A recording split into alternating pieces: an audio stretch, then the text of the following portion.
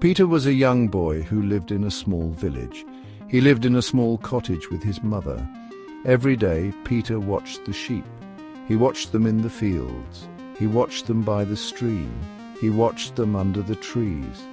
The sheep were very important to the villagers. They provided wool for warm clothes. They provided milk for delicious cheese. They were gentle creatures who grazed peacefully. I like the sheep. I like to watch them graze. I like to hear them bleat. One day, Peter was bored. Watching sheep was not very exciting. Peter wanted some excitement. He looked around the field. Everything was quiet. The sheep grazed peacefully. Peter sighed. Then, Peter had an idea. A mischievous idea. An idea that would bring excitement to his day. I will play a trick on the villagers. This is going to be fun. Peter took a deep breath. Wolf! Wolf! He shouted as loud as he could. His voice echoed across the fields. The sheep lifted their heads in alarm but quickly went back to grazing. Peter laughed. In the village, people heard Peter's cries. They stopped what they were doing. They were worried. A wolf was a dangerous animal. It could harm Peter. It could harm the sheep. The villagers grabbed whatever they could find. Some grabbed rakes. Some grabbed shovels. Some grabbed brooms. They ran out of their homes and into the fields. They ran towards Peter's cries. They ran to help him. "Where is the wolf?" They asked breathlessly, arriving at the field. It went that way. He said, trying hard not to laugh. The villagers searched the woods. They searched high and low, but they couldn't find any wolf.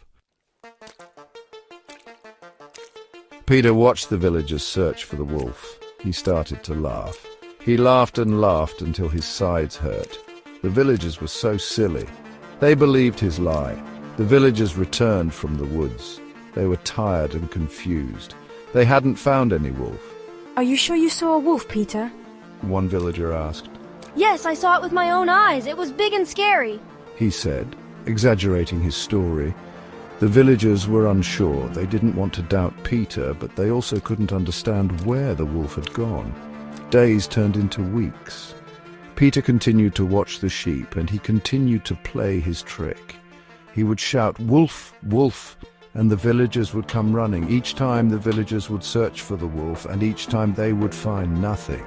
The villagers started to get upset. They had wasted so much time. They had been tricked too many times. They started to doubt Peter's words.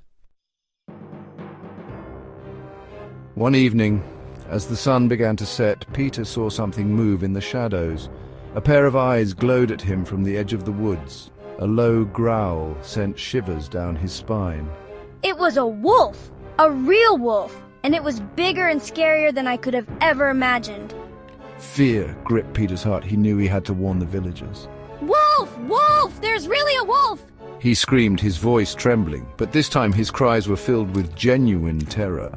Down in the village, the villagers heard Peter's cries, but this time they didn't react with urgency. They had heard it all before. "That boy and his stories," they muttered, shaking their heads. There's no wolf, Peter. One called out, chuckling. Peter watched in horror as the wolf emerged from the trees. It was too late. Nobody was coming. The wolf lunged at the sheep, scattering the flock. The sheep bleated in fear. Peter knew he had to do something. He ran towards the village, shouting for help. He ran as fast as his legs could carry him. He finally reached the village square, gasping for breath. Wolf! Please, a wolf is attacking the sheep! He pleaded. This time the villagers saw the fear in Peter's eyes. They saw the truth in his voice. They realized they had made a mistake. Grabbing their tools once more, they raced towards the pasture, but by the time they arrived, it was too late.